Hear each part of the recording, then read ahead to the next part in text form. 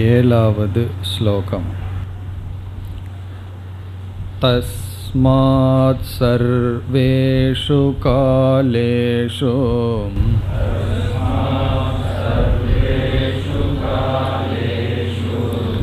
மாமனுஸ்மர யுத்யச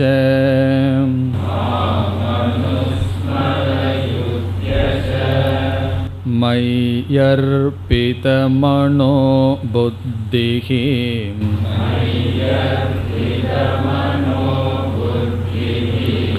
மாமே வைஷ்யஸ்ய சம்சயம்.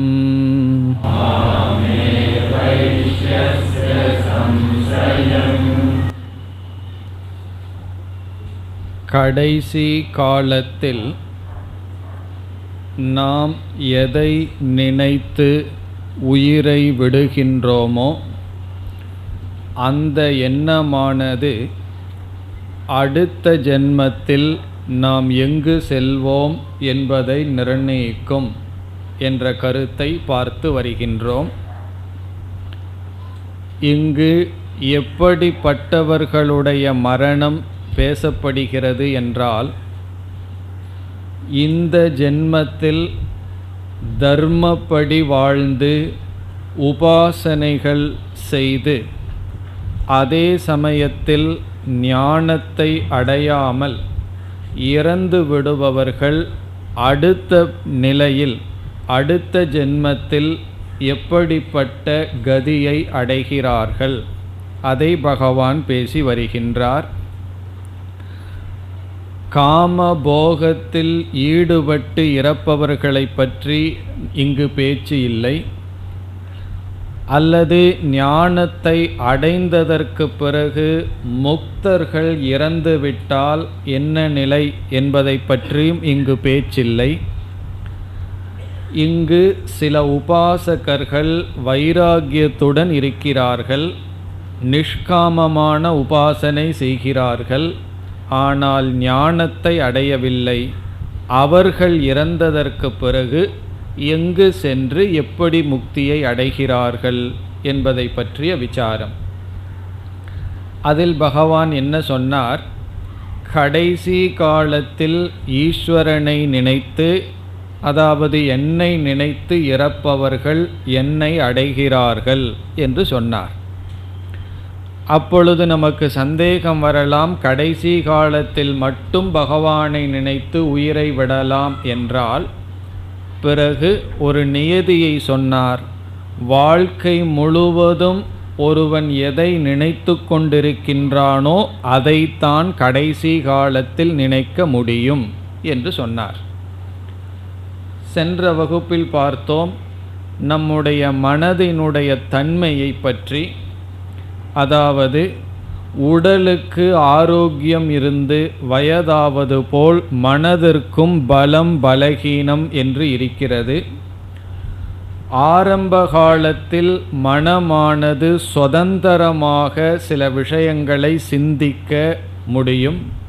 வயது மனதிற்கு ஆகிவிட்டால் மனதிற்கு சுயமாக சிந்திக்கின்ற சக்தியையும் இழந்துவிடும். எதை நாம் சிந்தித்து வைத்தோமோ அதுதான் அந்த நேரத்தில் வெளிப்படும். நம்முடைய அனுபவம் பல விஷயங்களை சிந்தித்த பிறகு அல்லது பல விஷயமான எண்ணங்களை எண்ணவே நமக்கு விருப்பமில்லை. பிறகு என்ன செய்வோம்? இப்படி நான் ஏன் எண்ணுகின்றேன், எனக்கு இந்த எண்ணம் வரக்கூடாது என்று நாம் விரும்புவோம். மனது நம்முடைய கருவிதானே, நான் ஏன் விரும்பியதை நினைக்கக்கூடாது என்றால், மனதில் எப்படிப்பட்ட எண்ணங்கள் நம்முடைய முயற்சியின்றி உருவாகும் என்பது நமக்கு தெரிந்தோ தெரியாமலேயோ எப்படிப்பட்ட எண்ணங்களை அபியாசம் செய்து வந்தோம் அதனுடைய அடிப்படையில் இருக்கிறது. ஆகவே பகவான் கூறினார், எந்தெந்த பாவங்களை ஒருவன் வாழ்க்கை முழுவதும் நினைத்து வருகின்றானோ அதைத்தான் கடைசி காலத்தில் நினைப்பான். காரணம் என்ன? மரண காலத்தில் புதிதாக ஒன்றை சிந்திக்கின்ற சக்தியை மனது இழந்துவிடும். எதை நாம் சிந்தித்து வந்தோமோ அது முயற்சியின்றி நம்முடைய மனதில் வரும். பிறகு அதனுடைய அடிப்படையில் அவன் நல்ல லோகத்திற்கு சென்று பிறகு கிரம முக்தியை அடைகின்றான் என்று பார்த்தோம். ஆகவே கடைசி கால ஸ்மரணம் கிரம முக்திக்கு உதவி செய்கின்றது. கடைசி காலத்தில் ஈஸ்வரனை பற்றிய எண்ணம் வர வேண்டுமென்றால் நாம் 2 நிபந்தனையை சென்ற வகுப்பில் பார்த்தோம். ஒரு நிபந்தனை, வாழ்க்கை முழுவதும் ஈஸ்வர ஸ்மரணம் இருக்க வேண்டும். 2வது நிபந்தனை, அந்த ஈஸ்வரனை நிஷ்காமமாக சிந்தித்திருக்க வேண்டும். ஏதாவது ஒரு போகத்திற்காக ஈஸ்வரனுடைய சிந்தனை இருந்தால் ஈஸ்வரன் வெறும் கருவியாக இருப்பார். கடைசி காலத்தில் அந்த அனுபவிக்க விரும்பிய பொருள்தான் மனதில் வரும். அந்த ஏக்கம்தான் மனதில் இருக்கும். இப்போ கடைசி காலத்தில் பகவானை நினைத்து ஒரு உபாசகன் இறக்க வேண்டுமென்றால் வாழ்க்கை முழுவதும் அல்லது அதிக காலம் அவன் ஈஸ்வரனை நினைத்திருக்க வேண்டும். அது முதல் நிபந்தனை. 2வது நிபந்தனை, அவனுக்கு வைராகியம் இருக்க வேண்டும். அவனுக்கு போகத்தில் பற்றின்மை இருக்க வேண்டும். அதாவது நிஷ்காமமான பக்தி செலுத்தி இருக்க வேண்டும். ஆகவே இந்த 2 நிபந்தனையினால் மனதிற்குள் வாசனை அல்லது சம்ஸ்காரம் ஏற்படுகிறது. சம்ஸ்காரத்தினுடைய பலன் கடைசி காலத்தில் அவன் ஈஸ்வரனை நினைத்து உடலை விடுகின்றான். பிறகு பிரம்மலோகத்திற்கு செல்கின்றான், கிரம முக்தியை அடைகின்றான். இதையெல்லாம் பார்த்தோம். பிறகு இந்த 7வது ஸ்லோகத்திற்கு வந்தால், தஸ்மாத் சர்வேஷு காலேஷு. தஸ்மாத் ஆகவே. ஆகவே என்றால் இதுவரை நாம் பார்த்த கருத்து.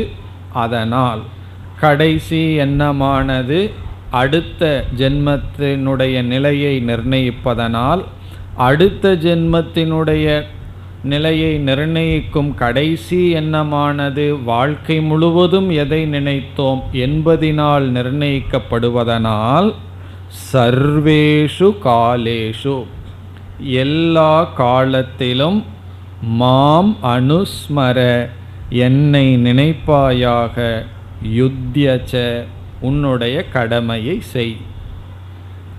இப்போ இங்கு நமக்கு சந்தேகம் வரலாம், பகவானையே நினைத்து கொண்டு எப்படி கடமையை செய்வது? ஒரு ஆடிட்டர் அவருடைய கடமையை செய்யணும், பகவானையே நினச்சிட்டு டோட்டல் பண்ணிகிட்டு இருந்தாருன்னு என்ன ஆகும்னா, அப்போ இந்த இடத்தில் நாம் புரிந்து கொள்வது கர்மயோகத்தை செய் என்பது. பகவானையே நினைத்து கொண்டு செய் என்பதனுடைய பொருள் கர்மயோகப்படி வாழ்க்கையை அமைக்க வேண்டும். அதாவது நம்முடைய கடமைகளை நாம் செய்கின்றோம், காமிய கர்மங்களை குறைக்க முயற்சி செய்கின்றோம். பிறகு நமக்கு என்ன பலன் வருகின்றதோ அது பகவானுடைய பிரசாதமாக எடுத்துக்கொள்கின்றோம். இதெல்லாம் கர்மயோகத்தில் பார்த்த கருத்து. ஆகவே கர்மயோகத்தை செய் என்பது பொருள். ஆகவே கர்மயோகத்தில் ஆரம்பித்தோம்னா தான் பிறகு உபாசனை செய்து ஆசைகளெல்லாம் நீங்கி பகவானை நினைத்து ஒருவன் கிரம முக்தியை அடைய முடியும். இதெல்லாம் யாருக்கு என்பதை அடிக்கடி ஞாபகத்தில் வைக்க வேண்டும். இங்கு யாரை பற்றி பேசிக்கொண்டிருக்கின்றார் பகவான்? இந்த ஜென்மத்திலேயே ஒருவன் ஞான யோகத்திற்கு ஞானத்தை அடைந்தவனை பற்றி பேசவில்லை. பலர் ஞானத்திற்கு வந்திருக்க மாட்டார்கள், விசாரம் என்பதே அவர்களுக்கு தெரியாமல் இருக்கும். ஆனால் வைராகியத்துடனும் தர்மத்துடனும் இருந்து உபாசனை செய்திருப்பார்கள். அவர்கள் இறந்தால் அதனுடைய பலனாக பிரம்மலோகத்திற்கு சென்று அங்கு வைராகியத்துடன் இருந்து விசாரத்தில் ஈடுபட்டு ஞானத்தை அடைந்து முக்தியை அடைகிறார்கள். அவர்களை பற்றி இந்த 8வது அத்தியாயத்தில் பேசி வருகிறோம். 7, 9 அத்தியாயங்களிலெல்லாம் இங்கே ஞானத்தை அடைந்து அடைய வேண்டிய முக்தியை பற்றி பகவான் பேசுவார். இப்போ முதல் வரியில் கர்மயோகம் மாமனுஸ்மர யுத்தியச்ச. இனி இரண்டாவது வரியில் மயி அர்ப்பித மனோபுத்திகி, என்னிடத்தில் அர்ப்பணம் செய்த மனதையும் புத்தியையும் உடையவன். மயி என்றால் என்னிடத்தில், அர்ப்பித மனோபுத்திகி. இப்போ பகவானிடத்தில் மனசை அர்ப்பணை செய்தல் என்றால் ஜபம் முதலிய சாதனை செய்தல், மனசுக்குள்ள பகவானையே நினைத்தல். பகவானிடம் புத்தியை அர்ப்பணம் செய்தல் என்றால் பகவானுடைய தத்துவத்தை அறிந்து கொள்ள முயற்சி செய்தல், விசாரம் செய்தல். இப்போ புத்தியை பகவானுக்காக பயன்படுத்துதல், மனதை பகவானுக்காக பயன்படுத்துதல். மயி அர்ப்பித மனோபுத்திகி மாம் ஏவ ஏஷ்யசி, என்னையே அடைகின்றான். ஏஷ்யசி என்றால் நீ அடைவாய். இங்கே மையர்ப்பித மனோபுத்திகின்னு அர்ஜுனனை பார்த்து சொல்கிறார். ஹே அர்ஜுனா, உன்னுடைய மனமும் புத்தியும் என்னிடத்தில் இருக்கட்டும்.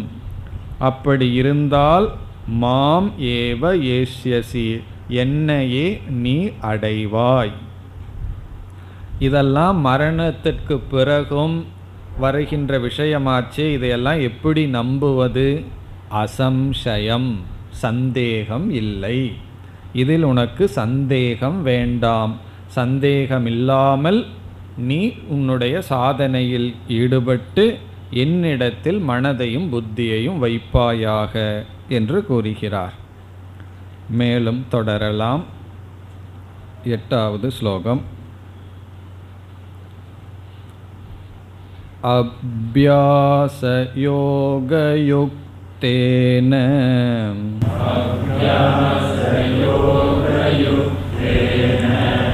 சேதசா நான்யகாமினாம்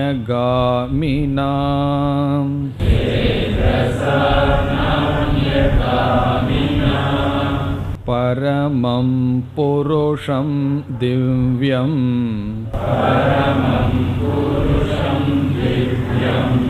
யாதி பார்த்தானுசிந்தயன்.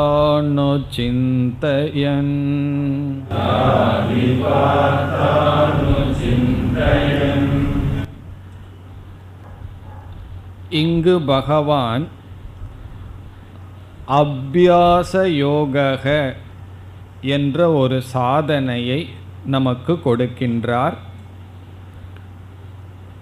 அதாவது அபியாச யோகம் என்ற சாதனையின் மூலமாக நம்முடைய மனதையும் புத்தியையும் பகவானிடம் வைத்து பழக வேண்டும்.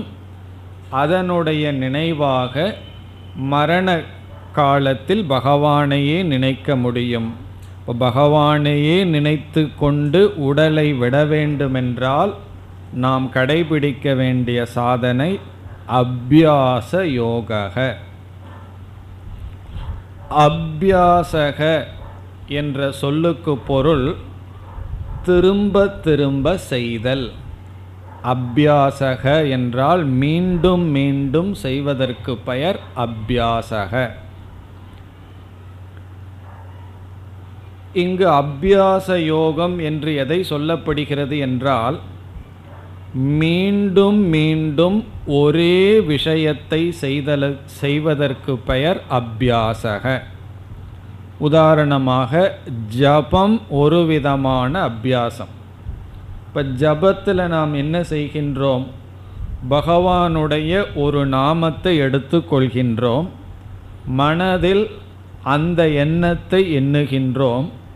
இரண்டாவதாக என்ன எண்ணம் நமக்கு வர வேண்டும், மூன்றாவதாக என்ன எண்ணம் வர வேண்டும் என்றால் அதே எண்ணம் என்ற முடிவை செய்கின்றோம்.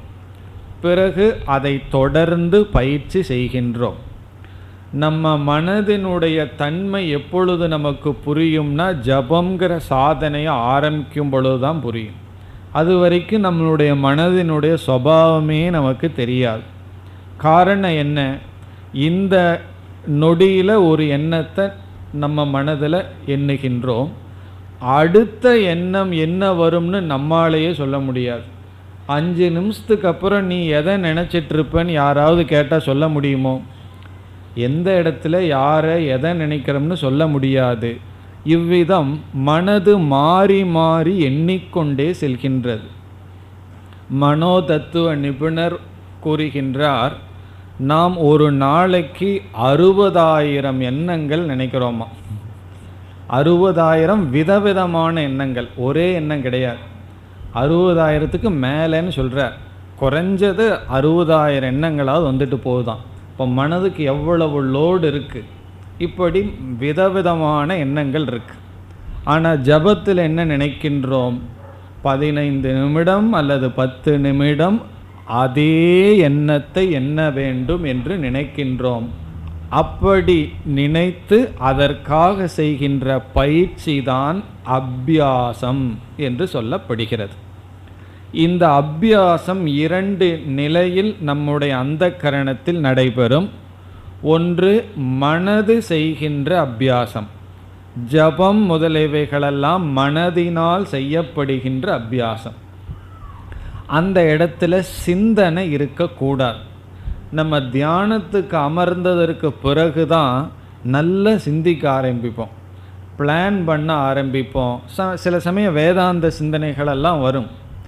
வேதாந்த சிந்தனை வருவது தவறு கிடையாது. எப்பொழுது வர வேண்டும்?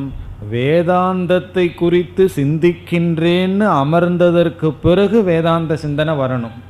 நான் பகவானுடைய நாமத்தை ஜபம் பண்ணுறேன்னு நினச்சி உட்கார்ந்ததற்கு பிறகு வேதாந்த சிந்தனையும் வரக்கூடாது. ஆனால் அந்த நேரத்தில் தான் வேதாந்த சிந்தனை வரும். காரணம் என்ன தெரியுமோ? ஒரே செயலை மனது செய்வதற்கு கடினம். அது ஒரு மனதுக்கு கொடுக்குற ஒரு பெரிய எக்ஸசைஸ். அதிலிருந்து தப்பித்து கொள்வதற்காகத்தான் நம்மையே மனசை ஏமாத்துது. நான் ஜபம் பண்ணுறது பொதுவாக வேதாந்த சிந்தனை பண்ணுறேனே. காரணம் என்ன? ஜபம் பண்ணுவது கடினம்.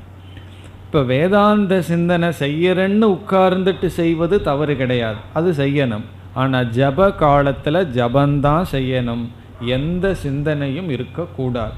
வேறு எந்த எண்ணமும் வராமல் நாம் எந்த எண்ணத்தை சிந்திக்க விரும்பினமோ அதையே சிந்தித்து பழகுவதற்கு அபியாசக. இது மனதினுடைய நிலையில். இப்போ மனதினுடைய நிலையில் அபியாசகன்னு சொன்னால் சங்கரர் சொல்கிறார், துல்லிய பிரத்யய ஆவருத்திகி அப்படின்னு சொல்கிறார். துல்லிய பிரத்யக என்றால் அதே எண்ணம், ஆவருத்திகி என்றால் திரும்ப திரும்ப வருதல். இப்போ துல்லிய பிரத்யய ஆவருத்திகி என்ன? எவ்வளவு தூரம் ஒருவர் வேதாந்தம் படிச்சிருக்கலாம், பண்டிதர்களாக இருக்கலாம், அறிவில் மேன்மை அடைஞ்சிருக்கலாம், ஆனால் இந்த ஒரு ஒழுக்கம் ஜபத்தினால மட்டும் வரும். இப்போ இந்த காலத்து குழந்தைகளினுடைய அறிவு ரொம்ப வளர்ச்சி அடைஞ்சிருக்கு. காரணம் என்ன? டெலிவிஷன் மூலமாக விதவிதமான ஞானமெல்லாம் அவர்களுக்கு வந்திருக்கு. நம்ம யோசித்து பார்க்கணும், நம்ம இந்த வயசில் நமக்கு என்ன தெரிஞ்சிருக்குன்னு. ஒரு 4-5 வயசு குழந்தைகிட்ட போய் கேட்டு பாருங்கள், எத்தனை வருஷத்தில் யாரெல்லாம் என்னென்ன செஞ்சுரி அடித்தா எல்லாம் சொல்லும். காரணம் என்ன? அவ்வளவு தூரம் அறிவு புத்தி கூர்மை இருக்குது. ஆனால் எந்த அளவுக்கு புத்தி கூர்மைப்பட்டிருக்கோ அந்த அளவுக்கு மனதில் சஞ்சலம் அதிகரித்திருக்கிறது. காரணம் என்னன்னா, அந்த காலத்தில் குழந்தைகளிடம் ஒரு வாய்ப்பாட்டை கொடுத்து மனப்பாடம் பண்ண சொல்லுவார்கள். இப்போ குழந்தைக்கு ஒரு பொறுமை இருக்கும். நம்ம அந்த ஒரு பொறுமையோடு வாழ்ந்து வந்திருக்கோம். எல்லாமே கொஞ்சம் ஸ்லோ மூமெண்ட். இப்போ என்னென்னா எல்லாமே ஃபாஸ்ட். ஃபுட்டும் கூட அப்படி வந்திருக்கு, ஃபாஸ்ட் ஃபுட்டுன்னு சொல்லி. எதுவுமே ஸ்லோ கிடையாது. சாப்பிட்றது முதல் கொண்டு சில பேர் அமர்ந்துட்டே சாப்பிட மாட்டார்கள், நடந்துகிட்டே சாப்பிட்டு ஆஃபீஸ் போவார்கள். அவ்வளோ தூரம் எல்லாம் ஃபாஸ்ட்டாக போயிட்டுருக்கு. காரணம் என்னென்னா, இது அறிவில் வளர்ச்சி வந்திருக்கு, ஆனால் மனதில் அமைதி வரவில்லை. காரணம் என்ன? அபியாசம் இல்லை, ப்ராக்டிஸ் இல்லை. எவ்வளோதான் நம்ம விசாரம் பண்ணாலும் மனதில் நமக்கு அமைதி வரணும்னா ஜபங்கிற சாதனை மிக மிக அவசியம். அதைத்தான் இங்கே பகவான் சொல்கிறார், அபியாச யோக. இப்போ மனதில் அபியாசம்னு சொன்னால் ஒரு விஷயத்தை நாம் வேறு எந்த விஷயமும் இல்லாமல் தொடர்ந்து செய்தல். இதனுடைய பெருமையை தெரிஞ்சாதான் இதை செய்ய முடியும், இதை செஞ்சாதான் இதனுடைய பெருமை தெரியுது. அதனால யாரும் செய்யறதில்லை. ஜபம் செய்கிறது ரொம்ப கடினம். ஜபம் செய்து அதனுடைய பலனை அனுபவிச்சிட்டோம் அப்படின்னு சொன்னோம்னா பிறகு ஜபத்தை விட முடியாது. ஆனால் யார் செய்யாதது காரணம் என்னன்னா, ஜபத்தினுடைய பலனை அனுபவிக்கணும்னா ஜபம் பண்ணியிருக்கணும். ஜபம் பண்ணுறது ரொம்ப கடினம். இது அந்யோன்ய ஆசிரியமாக இருக்குது. ஜபம் செஞ்சு அதனுடைய பலனை அனுபவிச்சாதான் அதில் ஒரு விருப்பம் ஈடுபாடு வரும். அதில் விருப்பம் ஈடுபாடு வந்தால் தான் ஜபம் நம்ம செய்ய முடியும். அதனால தான் ரொம்ப பேர் ஜபத்தை செய்யாமல் விட்டு விடுகிறார்கள். ஜபம்னு இல்லை, ஏதாவது ஒரு காரியத்தை எடுத்து அதில் மனதை முழுமையாக செலுத்தி பழகுதல். அதைத்தான் பகவான் சொல்கிறார். அப்படி செய்திருந்தால்தான் நாம் கடைசி காலத்தில் பகவானை நினைக்க முடியும், அல்லது நம்ம மனதையே நாம் உருவாக்க முடியும். இது மனதினுடைய நிலையில் செய்யப்படுகின்ற பயிற்சி, அபியாசக. பிறகு புத்தியினுடைய நிலையிலும் அபியாசம் இருக்கின்றது. புத்தியினுடைய நிலையில் அபியாசம் என்றால் விசாரத்தை மீண்டும் மீண்டும் செய்தல், அது அபியாசம். ஞானாபியாசம் என்று சாஸ்திரத்தில் கூறுவார்கள். ஞானாபியாசம் என்றால் ஒரு கருத்தை எடுத்துக்கொண்டு அதை மீண்டும் மீண்டும் சிந்தித்து கொண்டே இருத்தல். ஒரு சில பண்புகளை எடுத்துக்கொண்டு மீண்டும் மீண்டும் அதை சிந்தித்தல். அப்படி சிந்தித்து கொண்டிருந்தால் அந்த பண்பு நம்முடைய மனம் இரண்டும் ஒன்றாகிவிடும். இப்போ ஒரு இடத்துல பொய் சொல்லலாமா வேண்டாமான்னு சஞ்சலம் நமக்கு வந்துடும். பொய் சொல்லிட்டோம் அப்படின்னா எத்தனையோ பலன் அல்லது அதிக பலன் நமக்கு இருக்கிற மாதிரி இருக்கும். நம்ம மனசு சஞ்சலப்படும் பொழுதே ஓரளவுக்கு தூய்மையாயிருக்குன்னு அர்த்தம். இல்லை அப்படின்னா சஞ்சலமே வராது. பொய் தானே சொல்லிடலாமே அப்படின்னு சொல்லிடுவோம். ஒரு விதமான கில்ட்டு ஃபீலிங்கும் வராது. பொய் சொல்லலாமா வேண்டாமா அல்லது ஒருத்தரை ஏமாற்றலாமா வேண்டாமான்னு சஞ்சலம் வரும் பொழுதே கொஞ்சம் நம்ம மனது சுத்தியாயிருக்குன்னு அர்த்தம். பிறகு நாம் எதில் முடிவடைவோம் என்றால், புத்தி எதில் கன்விக்ஷன்னு சொல்கிறது, உறுதி அடைஞ்சிருக்கோ அதில் நம்முடைய வாழ்க்கை முடியும். புத்தி ஒன்றில் உறுதி அடைய வேண்டும் என்றால் நல்ல விஷயத்தை சிந்தித்து கொண்டே இருக்க வேண்டும். அந்த நேரத்தில் ஜபமானது பிரயோஜனப்படாது. இப்போ ஜபம் எவ்வளவு தூரம் பயன்படும், எந்த ஏரியாவில் பயன்படும்னு புரிஞ்சுக்கணும். பிறகு வெறும் ஜபத்தை பண்ணிகிட்டே இருந்தாலும் கூட நம்மளுடைய வாழ்க்கை நல்ல குணத்தோடு இருக்காது. சில உண்மைகளும் நமக்கு புரியாது. புத்தியில் மந்தம் வந்துடும். இப்போ புத்தியில் மந்தம் வரக்கூடாது. புத்தியில் மந்தம்னு சொன்னால் எது தர்மம் எது அதர்மம், எது சத்தியம் எது அசத்தியம்ங்கிற ஞானம், அந்த சக்தியை புத்தி இழந்துவிடும். அதை இழந்து விடாமல் இருக்க வேண்டும் என்றால் புத்தியை கூர்மைப்படுத்த வேண்டும். அது புத்திக்கு கொடுக்கின்ற அபியாசம். அதனால தான் ஒவ்வொரு கடினமான சூழ்நிலை வந்தாலும் நம்ம புத்தி எப்படியாவது அதை விட்டுட்டு ஓடிடணும்னு தோணும். அதனால தான் பல சமயங்களில் சில விஷயத்தில் மற்றவர்கள்கிட்ட நீங்கள் எனக்கு டிசைட் பண்ணி சொல்லுங்க, இந்த முடிவை நான் எடுக்கவில்லைன்னு புத்தி சொல்லும். காரணம் என்ன? ஒரு முடிவை நம்ம எடுத்துட்டோம்னா அதில் ஏதாவது தப்பு வந்துடும் அப்படின்னு சொல்லி மற்றவர்கள் தலையில் முடிவை கொடுத்துட்டோம்னு வச்சுக்குவோமே, அது நல்லதாக வந்தால் அது நான் தான் முடிவு பண்ணுன்னு சுலபமாக சொல்லிடலாம். மோசமாகிடுதுன்னு வச்சுக்குவோமே, அவர் சொல்லிட்டார் அதனால் இப்படி வந்ததுன்னு பழிய போடுறதுக்கு சௌகரியம். காரணம் என்னென்னா புத்திக்கு ஒரு பயம், தானே முடிவெடுப்பதற்கு. இதெல்லாம் புத்தியில் இருக்கின்ற குறை. இந்த புத்தியில் இருக்கின்ற குறையை நீக்கணும்னா புத்திக்கு அபியாசம் கொடுக்கணும். அந்த அபியாசங்கிறது விசாரம். இப்போ நம்ம மனதில் 2 காரியத்தை செய்தாகணும். ஒன்று, எவ்வளவு தூரம் சிந்திக்க முடியுமோ அவ்வளவு தூரம் சிந்திக்கிறது. அது ஒரு பகுதியில் நடக்கணும் புத்தியில். ஜபம்ங்கிற இடத்துல எவ்வளவு தூரம் சிந்திக்காமல் இருக்க முடியுமோ அவ்வளவு தூரம் சிந்திக்காமல் இருக்கணும். இந்த 2 யாருனால செய்ய முடியுதோ அவர்கள் மனதை முழுமையாக தன் வசத்தில் வைத்து விட்டார்கள். அதாவது மனதை 100% எப்போ பயன்படுத்தியவர்கள் ஆகிறோம்னா, ஒரு விஷயத்தில் எவ்வளவு தூரம் சிந்தித்து அதனுடைய ரகசியத்தை தெரிஞ்சு கொள்ள முடியுமோ அவ்வளவு தூரம் சிந்திக்கிறோம். பிறகு ஜபத்திலேயோ மற்ற நேரத்திலேயோ எவ்வளவு தூரம் சிந்திக்காமல் இருக்க முடியுமோ அவ்வளவு தூரம் சிந்திக்காமலும் இருந்து பழகணும். ஏன்னா தேவையற்ற எண்ணங்கள் வரும் பொழுது நான் இதை குறித்து சிந்திக்க மாட்டேன் அப்படின்னா அதை குறித்த எண்ணம் நமக்கு வரக்கூடாது. இதை குறித்து நான் சிந்திப்பேன்னு சொன்னால் அதில் எவ்வளவு சிந்திக்க முடியுமோ அவ்வளவு தூரம் சிந்தித்து விட வேண்டும். இந்த சக்தி நம்முடைய மனதிற்கும் புத்திக்கும் வரணும்னா பகவான் இங்கு அபியாச யோகம் என்ற சாதனையை கொடுக்கின்றார். இந்த அபியாசங்கிற யோகத்தினால்தான் ஒருவன் மோக்ஷம் அல்லது பகவானை அடைய முடியும். இது பகவானுடைய விஷயத்தில் மட்டுமல்ல, எந்த விஷயத்திலாகட்டும் எதிலாவது வாழ்க்கையில் வெற்றி அடைய வேண்டுமென்றால் மனதிலும் புத்தியிலும் சக்தி தேவை. அந்த சக்தியை 2 விதத்திலும் இருக்கின்ற அபியாசத்தினால் தான் அடைய முடியும். ஆகவே இங்கு அபியாச யோகத்தை பகவான் சாதனையாக கொடுக்கின்றார். இப்பொழுது ஸ்லோகத்திற்குள் சென்றால், அபியாச யோக யுக்தேன, நம்ம மனசுக்கு இலக்கணமாக இங்கு பகவான் சொல்றார். அடுத்த சொல் சேதசா. சேதசா என்றால் மனதினால். எப்படிப்பட்ட மனம்? மனதிற்கு பகவான் கொடுக்கின்ற அடைமொழி அபியாச யோகம். யுக்தக என்றால் பொருந்திய. அபியாச யோகத்துடன் பொருந்திய மனதினால்.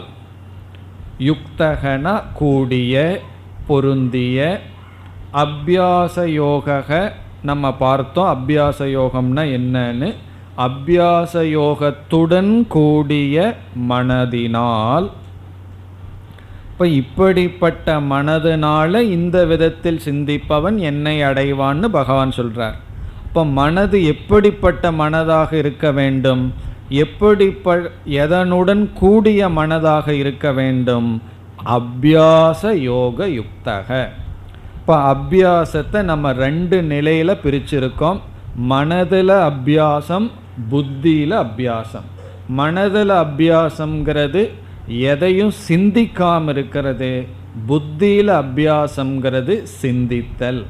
இந்த 2 நம்ம செய்ய தெரிந்து கொள்ளணும். அதாவது பேச வேண்டிய நேரத்தில் பேசியும் பழகணும், பேசாமல் இருக்க வேண்டிய நேரத்தில் பேசாமல் இருந்தும் பழகணும். அதே போல தான் மனதிலையும் இந்த நேரத்தில் இதை சிந்திக்கக்கூடாது, இந்த விஷயத்தை பற்றி நான் சிந்திக்கக்கூடாதுன்னா சிந்திக்கக்கூடாது தான். ஆனால் மனசு அப்படி இருக்காது, அது குழம்பிக்கொண்டே இருக்கும். இப்போ பையன் ஸ்கூலுக்கு போயிருக்கான், வர்றது கொஞ்சம் நேரம் ஆகிருக்கு. அப்போ உடனே என்ன நினைக்கிறது? எல்லா பஸ் இதெல்லாம் ஞாபகம் வரும். பஸ் சர்க்காரெல்லாம் இப்படி ஓட்டுறானே, ஆட்டோலாம் இப்படி ஓடுதே, பையன் எந்த ஹாஸ்பிட்டல் இருப்பானோ, இதெல்லாம் சிந்தனை. இதெல்லாம் என்னன்னா தேவையற்ற சிந்தனை. அப்போ மனசுக்கு என்ன முடிவு வரணும்? அவன் 11 மணி ஆகட்டும் 12 மணி ஆகட்டும் வர்ற வரைக்கும் நான் அவனை குறித்து சிந்திக்க மாட்டேன், வந்ததற்கு பிறகு சிந்திக்கலாம். அப்படி தேவையில்லாத விஷயத்தில் மனசு கற்பனை பண்ணி பயந்துட்டு இருக்கும். அந்த நேரத்தில் மனசுக்கு ஒரு இன்ஸ்ட்ரக்ஷன் கொடுத்தோம்னா, நான் இதை குறித்து சிந்திக்க மாட்டேன், இவ்வளவு நேரம் வரைனா சிந்திக்கக்கூடாது. பிறகு சில சமயத்தில் இதை குறித்து சிந்தித்து சரியான முடிவுக்கு வருவேன்னு சொன்னால் மனசு சிந்திக்கணும். இந்த 2 திறனையும் அடைய இங்கு சொல்கின்ற யோகம் சாதனை அபியாச யோக. இப்படிப்பட்ட அபியாச யோகத்தினால் பக்குவமடைந்த மனதுடன் என்று பொருள். இப்போ அபியாச யோக யுக்தேன சேதசா. பிறகு மீண்டும் அதையே பகவான் விளக்குகின்றார். மனதை நான்யகாமினா, அதுவும் மனதிற்கு அடைமொழி. நான்யகாமினா சேதசா. அந்யகாமி என்றால் வேற இடத்துக்கு போவது, நான்யகாமினா எங்கும் செல்லாத, எங்கும் செல்லாத மனம். எங்கும் செல்லாதங்கிறதுக்கு ஒரு விளக்காசிரியர் பதில் சொல்றார். எதிர்காலத்தை குறித்த எண்ணமோ இறந்த காலத்தை குறித்த சிந்தனையோ அல்லது ஏதோ ஒரு பொருளிடத்திலேயோ செல்லாத மனம். இப்போ எதிர்காலத்தை குறித்து திட்டமிடுவதில் தவறில்லை. எதிர்காலத்தை குறித்து அச்சமோ அல்லது கற்பனையோ இல்லாமலும் கடந்த காலத்தை குறித்த தேவையற்ற சிந்தனையும் இல்லாமல் எந்த பொருளிடத்திலும் செல்லாமல் எங்கே மனதை வைக்கணுமோ அங்கு வைத்து பழகுதல்.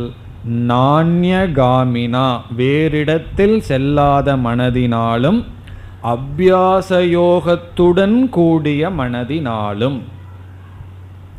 இதெல்லாம் கேட்கறதுக்கு ஈஸி, சொல்கிறதுக்கு அதை விட ஈஸி. ஆனால் இதுக்கு ரொம்ப பொறுமை வேணும். முதல்ல தியானம்ங்கிற சாதனையை ஆரம்பித்த உடனே என்ன சொல்வார்கள்? ஒரு 2 நாள் செய்வார்கள். 3ஆவது நாள் என்ன சொல்வார்கள்? தியானம் பண்ண உட்கார்ந்தா தான் மனசு அதிகமாக வேலை செய்யுது. பேசாமல் இருந்தால் ஒழுங்காக மனசு பேசாமல் இருக்கு. தியானம்னு செய்யும் பொழுது தானே அதிக டிஸ்டர்பன்ஸ் ஆகுது. அதனால் பேசாமல் என்னை விட்டுருங்கன்னு சொல்லுவார்கள். காரணம் என்னன்னா, இந்த சாதனையில் என்ன எதிர்பார்க்கிறார்கள் மனிதர்கள்?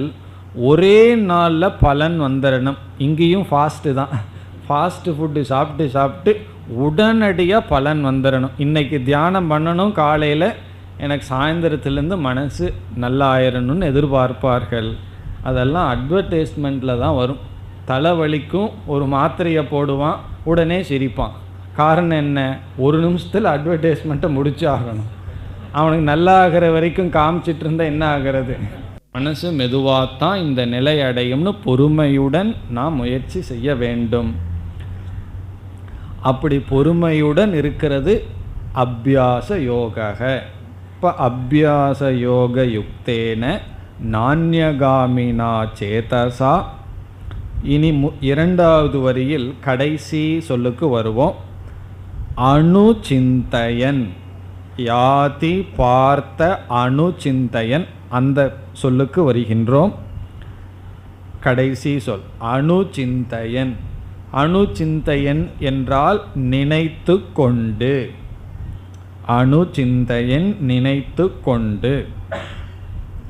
நினைத்து கொண்டுங்கிற இடத்துல ஈஸ்வரனை, பகவானை என்ற வார்த்தையை நாம் சேர்த்து கொள்ள வேண்டும்.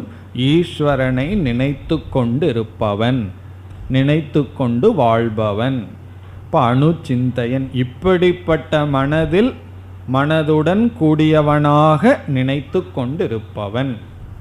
மனதை சரி பண்ணுறது தான் கடினம், மீதியெல்லாம் ரொம்ப சுலபம். மனதை இப்படி சரிப்படுத்தி பிறகு சிந்தித்து கொண்டிருப்பவன் அணுசிந்தயன். அதனால தான் கொஞ்சம் சிறிய வயதிலேயே இதை ஆரம்பிக்கணுங்கிறது. எல்லாம் 80 வயசுக்கு மேலே மனசை சரி பண்ணலான்னா அங்கே மனசு இருந்தால் தானே சரி பண்ணுறதுக்கப்புறம். ஆகவே அணுசிந்தயன். அபியாச யோகம் எப்போ செய்ய முடியும்? உடலில் வலிருக்கும் பொழுதே அபியாச யோகம். அதனால தான் இனியொரு மனோதத்துவ நிபுணர் சொன்னார், குழந்தைகள் வலியை தாங்கிக்கிற சக்தி குழந்தைகளுக்கு அதிகமாக இருக்காம். பெரியவர்களுக்கு பெரிசு வயது ஆக ஆக உடலுக்கு வலியை தாங்கிக்கிற சக்தியே குறைஞ்சிருதான். அதனால தான் பார்த்தோம்னா குழந்தைகள் அடிபட்டு விளையாடிட்டு இருக்கும்போது, வீட்டில் ஏதாவது கோவப்பட்டு சொன்னோம்னா அழுக ஆரம்பிச்சிடும். விளையாடிட்டு இருக்கும்போது கை கால் எல்லாம் ரத்தத்தோடு வந்து சிரிச்சிட்டு வரும், அழுகாமல் இருக்கும். காரணம் என்னென்னா, குழந்தையாக இருக்கும் பொழுதே அதிக துயரத்தை தாங்கிறதுக்கு மனதுக்கு சக்தி இருக்கான். வயது ஆக ஆக துயரத்தை தாங்கிக்கிறதுக்கே சக்தி மனதுக்கு குறைஞ்சிட்டு வருதான். அபியாச யோகம் பண்ணணும்னா மனதுக்கு அதிக துயரம். இப்போ அதிக துயரத்தை தாங்கிறதுக்கு சக்தி மனசுக்கு இல்லைன்னா அந்த சாதனையை பண்ண முடியாது. இப்போ மனதுக்கு சக்தி இருக்கும் பொழுதே அந்த சாதனையை செய்தாக வேண்டும். இப்போ அப்படிப்பட்ட அபியாச யோகத்துடன் கூடிய மனதினால் அணுசிந்தயன் சிந்தித்து கொண்டிருப்பவன். பிறகு பரமம் புருஷம் திவ்யம் யாதி, இப்படிப்பட்ட தத்துவத்தை அடைகின்றான். யாதி என்றால் அடைகின்றான். பரமம் புருஷம், மேலான புருஷனை. இங்கு புருஷம் என்றால் ஈஸ்வரன் அல்லது பிரம்ம பரம்பொருள். பரமம் புருஷம்னா மேலான பரம்பொருளை. அந்த பரம்பொருள் எப்படிப்பட்ட சொரூபம்? திவ்யம். திவ்யம் என்றால் அறிவு சொரூபம், அறிவு சொரூபமான பிரகாச ரூபம் அல்லது டிவைன் ஒரு அர்த்தம் இருக்கு. திவ்யம்னா மேலான உயர்ந்த, மேலான உயர்ந்த. புருஷம் என்றால் பரம்பொருளை யாதி அடைகின்றான். பிறகு அடுத்த சொல் பார்த்த அப்படின்னு ஒரு சொல். அர்ஜுனனை பார்த்து சொல்றார், ஹே அர்ஜுனா. பார்த்த என்று அர்ஜுனனை அழைக்கின்றார். ஹே அர்ஜுனா, என்னை நினைத்து கொண்டு எப்படிப்பட்ட மனதுடன்? அபியாச யோகத்துடன் கூடிய மனதினால், வேறு எந்த இடத்திலும் செல்லாத மனதினால், எதை பற்றியும் சிந்திக்காத மனதினால் என்னை சிந்தித்து கொண்டு யார் செல்கிறார்களோ, உயிரை விடுகிறார்களோ, அவர்கள் மேலான பிரம்மத்தை அடைகிறார்கள். ஒரு கால் அவர்களுக்கு ஞானம் இந்த ஜென்மத்திலேயே வந்துடுதுன்னா அவர்கள் இறந்துடனே பிரம்மஸ்வரூபமாக இருப்பார்கள். அது இல்லை என்றால் பகவானை நினைச்சிட்டு இறந்த காரணத்தினால் நாம் ஏற்கனவே பார்த்தபடி அவர்கள் கிரம முக்தியை அடைவார்கள். இனி அடுத்த ஸ்லோகத்தில் பகவான் என்ன செய்கின்றார்? அந்த பரமம் புருஷம்னு சொன்ன பரபிரம்மத்தை விளக்குகின்றார். எப்படிப்பட்ட பரபிரம்மத்தை ஒருவன் அடைகின்றான்? பரபிரம்மத்தை அடைகிறதுக்காகத்தான் இவ்வளவு பயிற்சின்னு சொன்னால் அந்த பரபிரம்மத்தினுடைய லட்சணம் என்ன? அதை கூறுகின்றார் 9வது ஸ்லோகத்தில். பரபிரம்மத்தினுடைய லட்சணம். கவிம் புராணமனுசாசிதாரம்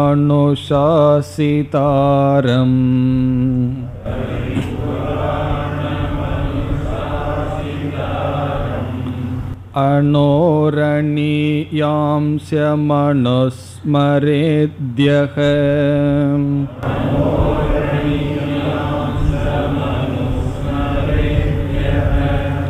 சர்வஸ்ய தாதாரமசிந்த்ய ரூபம்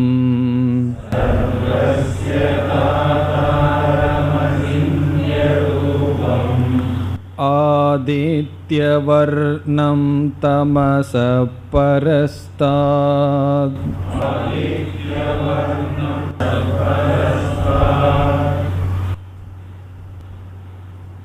சென்ற ஸ்லோகத்தில் பகவான் இப்படிப்பட்ட மனதை உடையவன் பரமம் புருஷம் திவ்யம், மேலான திவ்யமான புருஷனை அடைவான், பிரம்மத்தை அடைவான் என்று சொன்னார்.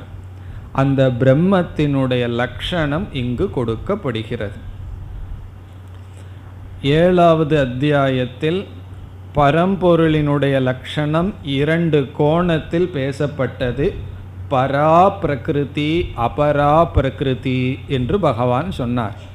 அதாவது மெய்ப்பொருளையே 2ஆக பிரித்து மாயா தத்துவத்துடன் கூடிய மெய்ப்பொருள், மாயா தத்துவம் இல்லாத வெறும் நிர்குணமான மெய்ப்பொருள்னு சொல்லி சொன்னார். இந்த ஸ்லோகத்தில் மாயா தத்துவத்துடன் கூடிய மெய்ப்பொருளுக்கு ஈஸ்வரன்னு பார்த்திருக்கின்றோம். மாயா தத்துவம் இல்லாத மெய்ப்பொருளுக்கு பரபிரம்ம, நிர்குண பிரம்ம என்றெல்லாம் பார்த்திருக்கின்றோம். இந்த 2ஐயும் சேர்த்து பகவான் இங்கு சொல்கின்றார். அவன் அடைவது ஈஸ்வரன்னு சொல்லலாம் அல்லது பிரம்மன்னு சொல்லலாம். பிரம்மனை அல்லது ஈஸ்வரனை அடைகின்றான். காரணம் என்ன? ஈஸ்வரனுடைய சொரூபமும் நிர்குண சொரூபம். அதனால் இந்த ஸ்லோகத்தில் சில சொற்கள் சகுண பிரம்மம் அல்லது ஈஸ்வரனை குறிக்கின்றது, சில சொற்கள் நிர்குண பிரம்மத்தை குறிக்கின்றது. இந்த 2ஐயும் கலந்து பகவான் பேசுகிறார். இப்போ சகுண பிரம்மம் நிர்குண பிரம்மத்தையும் சேர்த்து மெய்ப்பொருள்ங்கிற அர்த்தத்தில் இப்படிப்பட்ட தத்துவத்தை அடைகின்றான் என்று சொல்கிறார். இப்போ இந்த ஸ்லோகம் சாக்ஷாத் பரபிரம்மத்தை விளக்குகின்ற ஸ்லோகம். இப்போ முதல் வரியில் கடைசி பகுதியை மட்டும் பார்ப்போம். அனுஸ்மரேத்யக, கடைசி சொல் முதல் வரியில் அனுஸ்மரேத்யக. யக என்றால் எவனொருவன், அனுஸ்மரேத் நினைக்கின்றானோ, எவனொருவன் நினைக்கின்றானோ. எதை நினைக்கின்றானோ, எப்படி நினைக்கின்றானோ, இதெல்லாம் சென்ற ஸ்லோகத்தில் சொல்லப்பட்டது. இப்படிப்பட்ட மனதுடன் கூடியவனாக என்னை யார் நினைக்கின்றானோ. பிறகு இந்த ஸ்லோகத்தில் இருக்கிற மற்ற அனைத்து சொற்களும் இப்படிப்பட்ட பிரம்மத்தை அடைகின்றான் என்று சம்பந்தம். இப்போ சென்ற ஸ்லோகத்தில் யாத்தின்னு சொல்லப்பட்டிருக்கு, அதை நம்ம இங்கே எடுத்துக்கணும். யக அனுஸ்மரேத் சக கவிம் புராணம் என்று சொல்லப்படுகின்ற புருஷம் யாதி. இப்போ எவன் முன் சொன்ன மனதுடன் கூடி என்னை சிந்திக்கின்றானோ அவன் இப்படிப்பட்ட தத்துவத்தை அடைகின்றான். அதனால் இலக்கணப்படி சென்ற ஸ்லோகத்தையும் இதையும் சேர்த்து படிக்கணும். யக அனுஸ்மரேத் சக கவிம் புராணம் புருஷம் யாதி. எவன் இவ்விதம் நினைக்கின்றானோ அவன் இந்த தத்துவத்தை அடைகின்றான். இனிமேல் உபாசகனை எல்லாம் விட்டுட்டு பரபிரம்மத்தினுடைய லட்சணத்திற்கு செல்லலாம். ஒவ்வொரு சொல்லாக எடுத்துக்கொண்டு பொருள் பார்க்கலாம். ஒவ்வொரு சொல்லும் மெய்ப்பொருள் அல்லது ஈஸ்வரனுடைய தத்துவத்தை விளக்குகின்றது. முதல் சொல் கவிம். கவி, சமஸ்கிருதத்தில் கவி அப்படிங்கிறதுக்கு ரெண்டு அர்த்தம் இருக்குது. ஒன்று நம்ம தமிழில் கவிஞன்னு சொல்கிறோம் அல்லவா, அது சமஸ்கிருத வார்த்தை தான். கவிஞன்னு சொல்கிறது கவி, அது ஒரு அர்த்தம், புலவர் அப்படின்னு அர்த்தம். ஆனால் இந்த இடத்துல கவி என்ற சொல்லுக்கு புலவர் அப்படின்னு அர்த்தம் கிடையாது.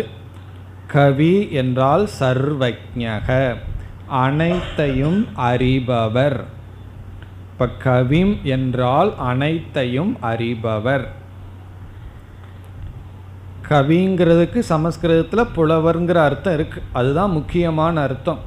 ஆனால் இந்த இடத்தில் கவி என்றால் அனைத்தையும் அறிபவர். கவிம் சர்வஜ்ஞக அப்படின்னு அர்த்தம். அனைத்தையும் அறிபவர்னா என்ன அர்த்தம்?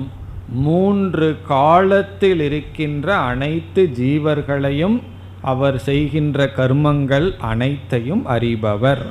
திரிகால வர்த்தமானம். திரிகால வர்த்தமானம்னா மூணு காலத்தையும் அறிபவர் என்று பொருள்.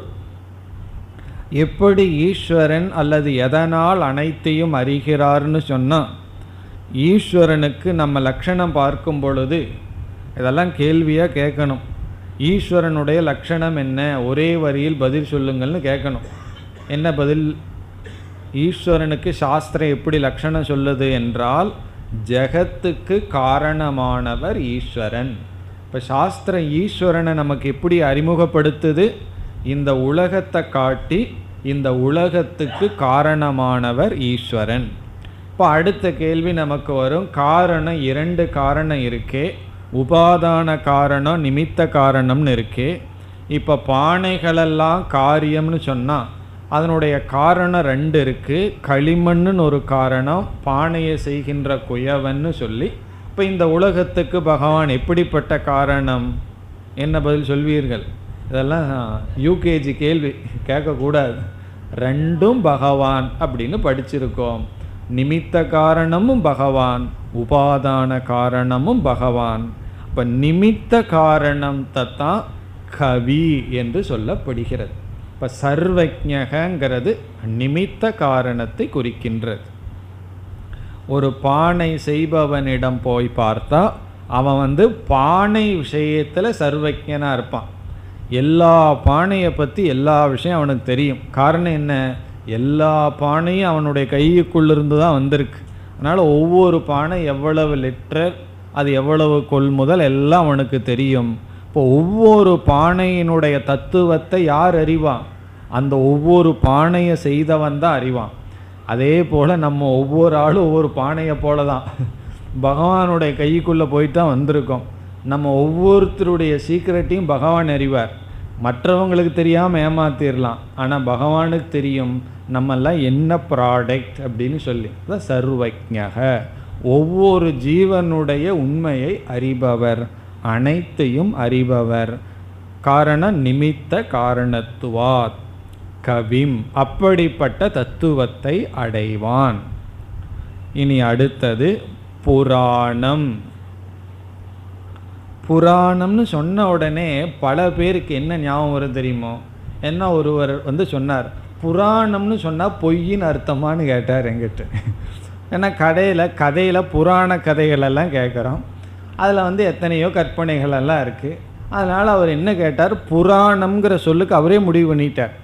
புராணம்ங்கிற சொல்லுக்கு பொய்ன்னு அர்த்தமானு கேட்டார். காரணம் என்ன? புராணத்தில் கதைகளெல்லாம் வருது, கற்பனைகளெல்லாம் வருதுன்னு சொல்லி. இங்கே புராணம்னு சொன்னால் புரா அபி நவம் புராணம், அது முன்ன இருந்தாலும் இன்னைக்கும் புதிதாகவே இருப்பது அது புராணம். புரா அபி, அது பழசாக இருந்தாலும் இன்னைக்கும் நவம் புதிதாக இருக்குது. அதனால தான் எவ்வளவோ திரைப்படமெல்லாம் வந்தது, எவ்வளோ நாள் ஓடுச்சுன்னா, ஒரு காலத்தில் ஹிட்டாக ஓடுச்சு, அதுக்கப்புறம் ஹிட்டு, அதுக்கப்புறம் அது அடிபட்டு பேசாமல் விழுந்தது. ஆனால் ராமாயணம் மகாபாரதம் எப்போ ஆரம்பிச்சது இன்றைக்கும் அது சர்ச்சையில் இருக்குது, அது என்றைக்கும் அவுட்டேட்டே ஆகாது. அதான் புரா அபி நவம். அதில் ஒவ்வொரு குணமும் ஒவ்வொரு இதுவும் என்னைக்கு நடந்து கொண்டிருக்கிறது தான் சொல்லப்பட்டிருக்கு. அதனால தான் அதில் பார்த்தோம்னா நல்லவர்களுக்கும் அதில் இருக்கிற குறைகளெல்லாம் சொல்லப்பட்டிருக்கு. தர்மராஜா நல்லவர் தான். நம்ம திரைப்படம் போல் கதாநாயகன்னா அவனுக்கு ஒரு கெட்ட குணம் இருக்கக்கூடாது, வில்லன்னு சொன்னால் அவனுக்கு ஒரு நல்ல குணம் இருக்கக்கூடாது. காரணம் என்ன? மக்களுக்கு அப்படி ஒரு இதைத்தான் விரும்புகிறார்கள். ஆனால் புராணத்தில் அப்படி இல்லை, உண்மை சொல்லப்பட்டிருக்கு. ஒருத்தன் நல்லவனாக இருந்தால் இந்த விதத்தில் நல்லவனாக இருக்கான், இந்த விதத்தில் நல்லவனாக இல்லை. துரியோதனெல்லாம் கூட ஸ்துதி செய்யப்பட்டிருக்கு. மகாபாரதத்தில் பார்த்தோம்னா அவன் ஆட்சியை நல்லா தான் பண்ணான், அவனுக்கு இருந்த பலகீனம், அதனால் அவன் அழிந்தான். முழு புராணத்தை படித்தோம், அது இதிகாசமாகட்டும் புராணமாகட்டும், அது எதை நமக்கு போதிக்குதுன்னா ஒரே ஒரு முக்கியமான கருத்து. இன்னைக்கு அதை தவிர மீதி தான் ஃபோக்கஸ் பண்ணிடுறாங்க. அந்த கருத்து என்னன்னு சொன்னால், எங்கு தர்மம் இருக்கோ அங்குதான் வெற்றி. அதனால தான் ஒரிஜினலாக மகாபாரதத்துக்கு வியாசர் வச்ச பெயர் ஜெயக அப்படின்னு வச்சார். மகாபாரதம்ங்கிறது பின்னாடி வந்த பெயர். ஜெயக அப்படின்னா தர்மத்துக்கு வெற்றி. எல்லா புராணமும் அது யாராக இருக்கட்டும், ஒரு பெரிய யோகியாக இருந்தாலும் ஞானியாக இருந்தாலும் ஒரு அதர்மம் பண்ணியிருந்தால் அதனுடைய பலனை அனுபவிக்கணும். ஒரு பெரிய பாவியாக இருந்தாலும் ஒரு தர்மம் பண்ணியிருந்தான்னா அதனுடைய பலனை அனுபவிப்பான். இந்த உண்மையை சொல்கிறதான் புராணம். அதனால தான் புராணம்ங்கிற சொல்லுக்கு பொருளே உண்மை, எந்த ஒரு ரகசியம், தர்மத்தை பற்றிய உண்மையை போதிப்பதுன்னு. அது புராணம்ங்கிற சாதாரணமான பொருள். ஆனால் இந்த இடத்துல புராணம்ங்கிறதுக்கு நித்தியம் என்று பொருள், என்றும் இருப்பது, அஜக பிறப்பற்றது, அனாதி என்று பொருள். அந்த தர்மமும் நித்தியம்தான், தர்மம் என்னைக்கும் நித்தியமாக இருக்கின்ற. இந்த இதிகாசத்தினுடைய நல்ல ஆழ்ந்து சிந்திச்சு அதை நம்ம பார்த்தோம்னா அது நமக்கு போதிக்கிறது தர்மத்தில் நமக்கு ஒரு வேல்யூ வரணும். காரணம் என்னென்னா, எல்லா தர்மமும் நமக்கு தெரியுது, தெரியாதது கிடையாது. ஆனால் அதில் நமக்கு பற்றோ பிடிப்போ வரல, அவ்வளோ நம்பிக்கை இல்லை. புராணத்தை படித்து நமக்கு என்ன நம்பிக்கை வரணும்? எந்த இடத்துல நம்ம தர்மத்தை பின்பற்றமோ அந்த இடத்துல கண்டிப்பாக வெற்றி வரும். எந்த இடத்துல காம்ப்ரமைஸ் பண்ணுறோமோ அந்த இடத்துல கண்டிப்பாக தோல்வி வருங்கிறத நம்ம உணர்றதுக்கு தான் முழு புராணமே. அதை உணர்ந்துட்டோம்னா புராணத்தை விட்டுட்டு நம்ம உபனிஷத்துக்கு வரலாம். உபனிஷத்துக்கு வர்றதுக்கு முன்னாடி புராணத்திலிருந்து அதைத்தான் நம்ம புரிந்து கொள்ள வேண்டும். அங்கேயும் நித்தியம், என்றும் தர்மத்துக்கு தான் வெற்றின்னு அர்த்தம். இங்கேயும் என்றும் இருக்கின்ற தத்துவம். இப்போ புராணம்னு சொன்னால் இந்த ஈஸ்வரனுக்கு தோற்றம் கிடையாது, என்றும் இருப்பவர். இனி அடுத்த சொல் அனுசாசிதாரம். அனுசாசிதாரம் என்றால் அனைவரையும் ஆள்பவர், ரூலர் அப்படின்னு அர்த்தம். அனைவரையும் ஆள்பவர், இப்படிப்பட்ட தத்துவத்தை அடைகிறான் அர்த்தம். இதெல்லாம் அந்த பரபிரம்மத்துக்குரிய லட்சணம், இதெல்லாம் ஈஸ்வரனுக்குரிய லட்சணம், சகுண பிரம்மத்தினுடைய லட்சணம். நம்மை ஆள்பவர் அப்படின்னா அதனுடைய அர்த்தம் என்ன? இதையும் மேலோட்டமாக பார்த்தா ஒரு அர்த்தம் கிடைக்கும், ஆழ்ந்து சிந்திச்சா இதுலேயும் சில ரகசியங்கள் எல்லாம் இருக்குது. நம்மை ஆள்பவர்னு சொன்னால், இப்போ ஒரு கவர்மெண்ட் உற்பத்தி ஆகிருக்கு, அந்த கவர்மெண்ட் நம்மை ஆட்சி செய்கிறதுன்னு சொன்னால் என்ன அர்த்தம்? இப்போ அந்த கவர்மெண்ட் ஒரு ரூல் இம்போஸ் பண்ணதுன்னு வச்சுக்குவோமே, இவ்வளோ டேக்ஸ் கட்டணும், இவ்வளோ எக்ஸம்ஷன், இந்த மாதிரி சில ரூல்ஸ் எல்லாம் கவர்மெண்ட் கொடுக்குது. பிறகு நம்ம அந்த ரூல்ஸுக்கு கட்டுப்பட்டு வாழ்கிறோம். காரணம் என்ன? ஒரு கவர்மெண்ட் தோன்றி அது நம்மை ஆட்சி செய்யும்போது என்னென்ன பாலிசியை உருவாக்குதோ நம்மெல்லாம் எப்படி வாழ்ந்தாகணும், அந்த பாலிசிக்குள்ளே வாழ்ந்தாகணும். இல்லை அப்படின்னு சொன்னால் அது அதர்மமாகின்றது, அதற்கு தகுந்த தண்டனை அனுபவிக்கணும். அப்படி பகவான் ரூலர்னு சொன்ன என்ன, இந்த உலகத்தில் என்னென்ன நியதியை பகவான் படைச்சிருக்காரோ அந்த நியதிப்படி தான் நாம் வாழ்ந்தாக வேண்டும். வாயில் தான் சாப்பிட முடியும், கண்ணில் தான் பார்க்க முடியும், பகவானுடைய ரூல். ஒரு சேஞ்சுக்கு காதில் சாப்பிட்றனே காதில் பார்க்குறனேன்னா முடியாது. எதெல்லாம் நியதி இருக்கோ அந்த நியதிப்படி நம்ம வாழ்ந்தாகணும். இப்போ பகவான் நம்ம என்ன பண்ணியிருக்கார், ஒரு நியதியை உருவாக்கி அந்த நியதிப்படி நம்மை நடத்தி கொண்டு இருக்கின்றார். இந்த லோக்கலில் தான் எல்லா நியதியும் மாற்றிடலாம். கவர்மெண்ட் ஒரு ரூல் போட்டால் அதை நம்ம வேறு நியதியிலெல்லாம் மாற்றி ஏதாவது பண்ணலாம். ஆனால் பகவானுடைய ரூலை யாராலையும் மாற்ற முடியாது. காரணம் என்ன? அதனால தான் அவருக்கு பேர் பகவான். இப்போ பகவான் எந்த ஒரு நியதியை வச்சிருக்காரோ அந்த நியதியை மாற்ற முடியாது. அப்படி இந்த உலகத்தில் இருக்கிற ஒவ்வொரு நியதியும் பகவானுடைய நியதி. அந்த நியதியை நம்ம பின்பற்றும் பொழுது நம்ம பகவானை பின்பற்றுகின்றோம். அப்படி நம்மை ஆட்டு வைத்து கொண்டிருக்கின்றார். அனுசாசிதாரம். நம்ம பகவான் ரூல் பண்ணுறாருன்னு என்ன அர்த்தம்? மேலிருந்து பார்த்துட்டு அப்பப்போ கொட்டு வச்சிட்டு இருக்காருன்னு அர்த்தம் கிடையாது. அவர் ஒரு நியதியை வச்சிருக்கார், அந்த நியதிக்குள்ளே தான் நாம் வாழ்ந்து கொண்டு இருக்கின்றோம். நம்ம கட்டுப்பட்டு இருக்கின்றோம். அனுசாசிதாரம். இப்போ இந்த 3 சொற்களும் கவி, புராணம், அனுசாசிதாரம் இதெல்லாம் ஈஸ்வரனுடைய லட்சணம். நம்மெல்லாம் பகவானை வழிபட்டுட்டு இருக்கோம், கடவுளை கும்பிட்டுருக்கோம். ஆனால் கடவுள் எப்படிப்பட்டவர்னு தெரியலையேன்னா அதெல்லாம் கீத உபனிஷத்துலேருந்து தான் தெரிஞ்சுக்கணும். நம்ம வழிபடுகின்ற ஈஸ்வரனுடைய லட்சணம் இதெல்லாம் தான் நம்ம மனசில் நன்கு பதியணும். அவர் அனைத்தையும் அறிபவர், அதை மனசில் வச்சுக்கணும். அதனால் யாருக்கும் தெரியாமல் இதை பண்ணலாம் அதை பண்ணலான்னு செய்யக்கூடாது. ஏன்னா பகவான் அறிபவர், அவர் என்றும் இருப்பவர், அவருடைய நியதிப்படி தான் அனைத்தும் நடந்து கொண்டு இருக்கின்றது. அனுசாசிதாரம். இனி நிர்குண பிரம்மத்துக்கு வருகின்றார். அனோகோ அணியாம்சம். அனோகோ என்றால் அணுவை காட்டிலும். அணுன்னு சொன்னால் மிக மிக சிறிய ஒன்று. இப்பெல்லாம் அதையும் பிரிச்சுட்டாங்களே, அணுவையும் கொஞ்சம் பிரித்து விட்டார்கள். அனோகோ, அனோகோ அணுவை காட்டிலும் அணியாம்சம் அணுவானது. இந்த இடத்துல அணுங்கிற சொல்லுக்கு அணுன்னு அர்த்தம் கிடையாது. அணு என்றால் சூக்ஷ்மம்னு அர்த்தம்.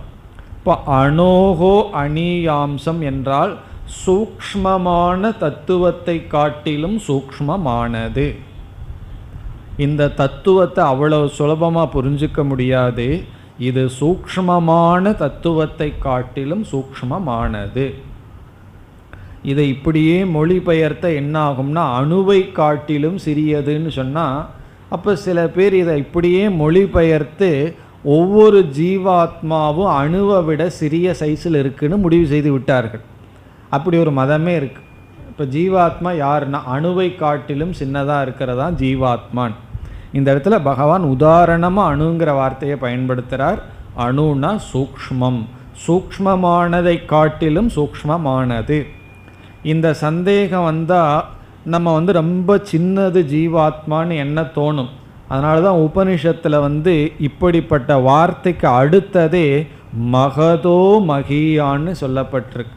அனோகோ அணியான் மகதோ மகியான் அப்படின்னு என்ன அர்த்தம்? பெரியதை காட்டிலும் பெரியது. இந்த உலகத்தில் எதை பெருசுன்னு நினைக்கிறீங்களோ அதை விட பெருசு பரபிரம்ம, எதை சிறியதுன்னு நினைக்கிறீங்களோ அதை விட சிறியது பரபிரம்ம. அப்படின்னா என்ன? சங்கரர் சொல்கிறார், அது சிறியதும் அல்ல பெரியதும் அல்ல. பெரியதை காட்டிலும் பெரியது, சிறியதை காட்டிலும் சிறியதுன்னா அந்த இடத்துல டைமென்ஷனே சொல்ல முடியாது. சின்னது பெருசுன்னெல்லாம் சொல்ல முடியாது. காரணம் என்ன? அது பூர்ணஸ்வரூபம். இப்போ அனோகோ அணியாம்சம் என்றால் அது எந்த விதமான குணத்தையும் சார்ந்தில்லை, நிர்குணஸ்வரூபம். இப்படிப்பட்ட பரபிரம்மத்தை அடைகின்றான். அனோகோ அணியாம்சம். இதை சகுண பிரம்மத்தில் சொல்ல முடியாது, இது நிர்குண பிரம்மத்திற்கு செல்கின்றது. இப்போ உள்ளதுக்குள்ளேயே சூக்ஷ்மமான தத்துவம் என்ன இந்த உலகத்தில்? ஆகாசம்தான் உள்ளதுக்குள்ளேயே சூக்ஷ்மம். அப்போ அனோகோ அணியான்னு சொன்னால் ஆகாசத்தை காட்டிலும் சூக்ஷ்மமானது. காரணம் என்ன? ஆகாசத்துக்குமே இது காரணமாக இருக்கிறது. ஒரு உபனிஷத் சொல்லும், தஸ்மாத்வா ஏதஸ்மாத் ஆத்மன ஆகாச சம்பூதக. அந்த பரபிரம்மத்திடமிருந்ததே ஆகாசத்தினுடைய உற்பத்தி. ரொம்ப வருஷத்துக்கு முன்னாடி விஞ்ஞானத்தில் ஆகாசத்தை பற்றி ஒரே குழப்பமாக இருந்தது. இப்போ இது ஒரு கொஞ்சம் கண்டுபிடிச்சிருக்கார்கள். ஸ்பேஸ் எக்ஸ்பேண்ட் ஆகுது, ஆகாசமும் தோன்றி இருக்கிறதுங்கிற அளவு சயின்ஸில் கண்டுபிடித்துள்ளார்கள். உபநிஷத்தில் எப்போவோ சொல்லியாச்சு ஆகாசம் பிரம்மனிடமிருந்து வந்திருக்குன்னு சொல்லி. இப்போ இவ்வளவு ரிசர்ச் பண்ணி ஆகாசம் தோன்றி இருக்க வேண்டும் அப்படிங்கிற அளவுக்கு நிலைக்கு வந்திருக்கிறார்கள். இங்கே பகவான் என்ன சொல்கிறார்? அந்த ஆகாசத்தை காட்டிலும் சூக்ஷ்மமான தத்துவம். இனி இரண்டாவது வரி, சர்வஸ்ய தாத்தாரம். சர்வஸ்ய என்றால் அனைவருடைய, எல்லா ஜீவராசிகளுடைய. தாத்தாரம், தாத்தாரம்னா ஆதாரம், எல்லா ஜீவராசிகளுக்கு ஆதாரமாக இருப்பவர். ஆனால் இந்த இடத்துல தாத்தாரம்ங்கிறதுக்கு எல்லா ஜீவராசிகளினுடைய கர்ம பலனை பிரித்து கொடுப்பவர். எல்லா ஜீவராசிகளுடைய கர்ம பலனையும் பிரித்து கொடுப்பவர். காரணம் என்ன? நாம் ஒரு செயல் செய்கிறோம். ஒவ்வொரு செயல் செய்தாலும் அந்த செயல் தர்மத்துக்கு உட்பட்டால் புண்ணியம்னு ஒரு பலன், பாபமாக தர்மத்துக்கு உட்படவில்லைன்னா பாபம்னு ஒரு பலன் வருதுன்னு சொல்கிறோம். பிறகு அந்த செயல் உடனடியாக மறைஞ்சிருது. யார் அந்த புண்ணியம் பாவத்தை எல்லாம் சரிப்படுத்தி வச்சு நமக்கு அதுக்கு தகுந்த பலனை கொடுக்கிறா என்றால் அது கண்டிப்பாக அறிவு ஸ்வரூபமானவன் ஒருத்தன் தான் செய்ய முடியும். ஆகவே ஈஸ்வரனை நாம் கர்ம பலனை கொடுப்பவர் அப்படின்னு சொல்கிறோம். அவர் விரும்பப்படி கொடுக்கறதில்லை, நம்ம செய்தபடி கொடுக்கணும், அதையும் சரியாக கொடுக்கணுமே, அப்படி கொடுப்பவர் ஈஸ்வரன். அதாவது நம்ம எப்பொழுதுமே எல்லாத்துலேயும் தப்பு வரும். கம்ப்யூட்டர் முதல் கொண்டு தப்பு வரும். எல்லாத்துக்கும் வைரஸ் ஃபீவர் இருக்குது. கம்ப்யூட்டர் முதல் கொண்டு வைரஸ் ஃபீவர் தப்பு வரும். ஆனால் பகவானுக்கு அந்த தப்பு வருமானா வராதுன்னு சொல்லப்பட்டிருக்கு. காரணம் என்ன? சர்வஜ்ஞக. அது ஒரு ஸ்லோகத்தில் சொல்லப்படும். அதாவது ஒரு 100 மாடு இருந்ததுன்னு வச்சுக்குவோமே, மாட்டு பண்ணை இருந்ததுன்னா அந்த மாட்டினுடைய கன்று குட்டிகளெல்லாம் வச்சிருப்பார்கள். அதை நம்ம விட்டோம் அப்படின்னா அந்த கன்று குட்டி கரெக்டாக அந்த தன்னுடைய தாய் மாட்டுக்கிட்ட தான் போகுமா அதனுடைய பாலுக்காக. அதே போல் அவரவர்களுடைய கர்மம் கரெக்டாக அவரவர்களிடம் வரும் என்று சொல்லப்படும். இப்போ தன்னுடைய தாயிடம் தன்னுடைய கன்றுக்குட்டி போவது போல பகவான் சரியாக தப்பு பண்ணாமல் அவரவர்களுடைய கர்மத்தினுடைய பலனை வகுத்து கொடுப்பவர். அதான் சொல்லப்படுது சர்வஸ்ய தாத்தாரம். இனி அடுத்த சொல் அசிந்திய ரூபம். அசிந்திய ரூபம் சொன்னா இந்த பகவானை மனதினாலும் கூட கிரகிக்க முடியாது, மனதிற்கும் ஒரு பொருளாக இருக்க மாட்டார். இப்படிப்பட்ட தத்துவம் இருக்குன்னு சொல்கிறீர்களே, எங்கே நான் பார்க்கணும், கொண்டு வந்து முன்னாடி காட்டுங்களே அப்படின்னு சொன்னால் காட்ட முடியுமோ? காட்ட முடியாது. காரணம் என்ன? அசிந்திய ரூபம். அதனால தான் கடவுள் இல்லைன்னு சொல்பவர்களெல்லாம் கடவுளை வந்து காட்டுங்களேன்னு சொல்லுவார்கள். அதுக்கு சுவாமிஜி சொல்லுவார், சரி அவனிடம் கடவுளை கொண்டு வந்து காட்டுனா இதுதான் கடவுள்னு அவனுக்கு எப்படி தெரியும்? முன்ன பின்ன கடவுளை பார்த்துருக்கானா? கடவுளை காட்டுங்க கடவுளே வந்து நிற்கிறாருன்னு வச்சுக்கோமே.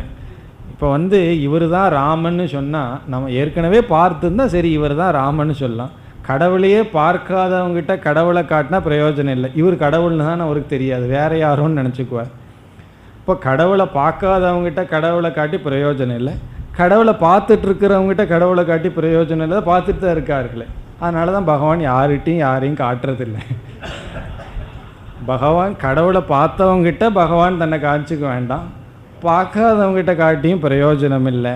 இப்போ அசிந்திய ரூபம் இதெல்லாம் வெறும் கண்ணுக்கும் காதுக்கும் விஷயமாக வராது, தூய்மையான புத்திக்குள்ளதான் கிரகிக்க முடியும். அசிந்திய ரூபம். அடுத்த 2 சொற்கள் அடுத்த வகுப்பில் பார்ப்போம். ஓம் பூர்ணமத பூர்ணமிதம் பூர்ணாத் பூர்ணமுதச்யதே பூர்ணஸ்ய பூர்ணமாதாய பூர்ணமேவாவசிஷ்யதே. ஓம் சாந்தி சாந்தி.